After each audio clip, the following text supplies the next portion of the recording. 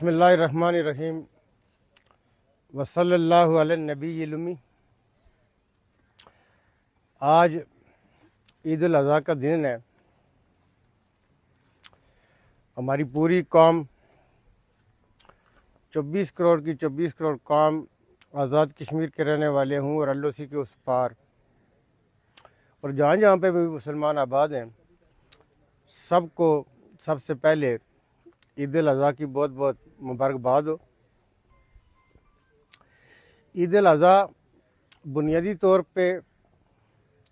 اس قربانی کا دن ہے جو سنت ابراہیمی ادا کرتے ہوئے لوگ اللہ پاک کے حضور جانوروں کی قربانی پیش کرتے ہیں۔ یہ صرف اور صرف اللہ کے جو پیغمبر تھے حضرت ابراہیم علیہ السلام کا ایمان تھا، اور پھر ان کے جو فرزند حضرت اسماعیل علیہ السلام کا ایمان تھا۔ اس ایمان کا سے تصور کر کے تو ایک مسلمان کا ایمان تازہ ہوتا ہے کہ کیا ایمان تھا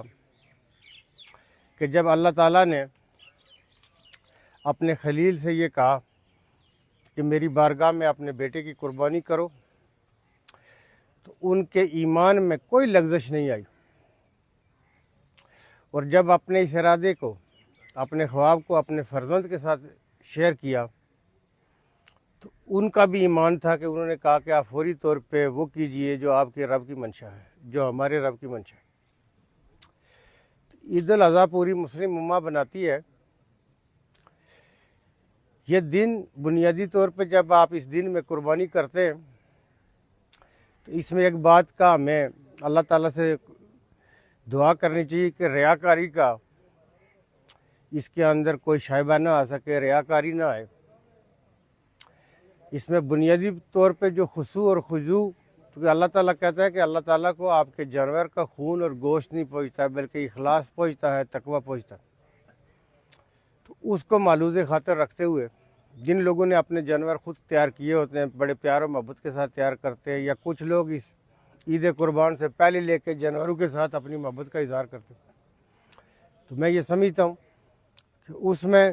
ایک تو اخلاص کا پہلو ضرور ہمیں اللہ سے دعا کرنی چاہیے، اور دوسرا اس میں ہمیں اپنے دائیں بائیں دور دراز ان لوگوں کو ضرور مد نظر رکھنا چاہیے، یاد رکھنا چاہیے جو پورا سال اس طرح گوشت ان کو نہیں ملتا، گوشت سے محروم رہتے ہیں۔ کچھ لوگ پورا سال گوشت کھاتے رہتے ہیں، ان کو کوئی فرق نہیں پڑتا۔ قربانی جب آپ کرتے ہیں، آپ اپنے اہل خانہ کی طرف سے کر سکتے ہیں، جو آپ کے بزرگ، آپ کے قریبی رشتہ دار دنیا سے جا چکے ان کے نام سے کی جا سکتی ہے، آقا دو جو نبی پاک صلی اللہ علیہ وسلم کے نام سے کی جا سکتی ہے، ازواج مطہرات، اصحاب رسول،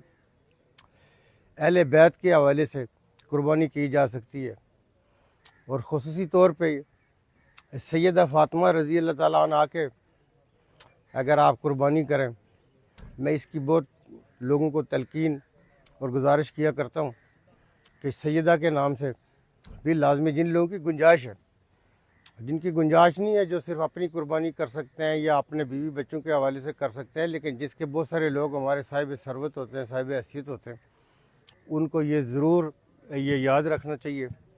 تو میں سیدہ کے حوالے سے کافی لوگوں کے ساتھ اس حوالے سے بات کرتا رہتا ہوں کہ آپ لازمی قربانی کیا کریں۔ اس حوالے سے میں یہ سمجھتا ہوں کہ جو آپ کا اخلاص ہے وہ قبولیت کا درجہ حاصل کرتا ہے، تو اس کو ضرور ہمیں مد نظر رکھنا چاہیے۔ اس کے علاوہ میں عام اپنی بات چیت میں بھی آج کی موقع کی مناسبت سے بھی اللہ پاک کے برگزیدہ پیغمبروں نے، ہمارے نبی پاک صلی اللہ علیہ وسلم نے بھی بکریاں رکھی۔ اگر آپ لوگوں کے پاس ایسے حالات ہوتے ہیں کہ آپ بکریاں رکھ سکتے ہو، ایک رکھ سکتے ہو یا ایک سے زیادہ رکھ سکتے ہو، یہ بڑا برکت والا جانور ہے، اس کو ضرور رکھیں۔ ویسے بھی جو جانور ہیں ان کا آپ کے رزق کے ساتھ شامل ہونا، آپ کے ساتھ شامل ہونا آپ کے رزق میں بڑا خیر و برکت کا باعث بنتا ہے۔ تو بکریوں کے حوالے سے خصوصی طور پہ بڑا بابرکت جانور ہے۔ اس کے ساتھ اگر آپ کے پاس کوئی گنجائش ہو، اگر آپ اونٹنی رکھ سکتے ہو تو اونٹنی کے دودھ کا کوئی جواب نہیں ہے۔ اونٹنی کا دودھ اگر آپ استعمال کریں گے اس کا نہ تو چائے بنتی ہے، نہ دہی بنتا ہے، نہ لسی، صرف اور صرف پینے کے کام آتا ہے۔ آپ چائے سے بچ جائیں گے، اور جب آپ اونٹنی کا دودھ یا بکری کا دودھ استعمال کریں گے تو آپ کو ڈاکٹروں، حکیموں کے پاس جانے کی ضرورت نہیں پڑے گی، آپ بلکہ خود لوگوں کو بتائیں گے کہ یہ صحت کے حوالے سے، معدے کے حوالے سے، ہاضمے کے حوالے سے کتنا اللہ تعالیٰ نے اس میں خیر و برکت رکھی ہے۔ تو آپ لوگوں کا بہت شکریہ، سب کو میں دوبارہ عید مبارک کہوں گا۔ وعلیکم السلام۔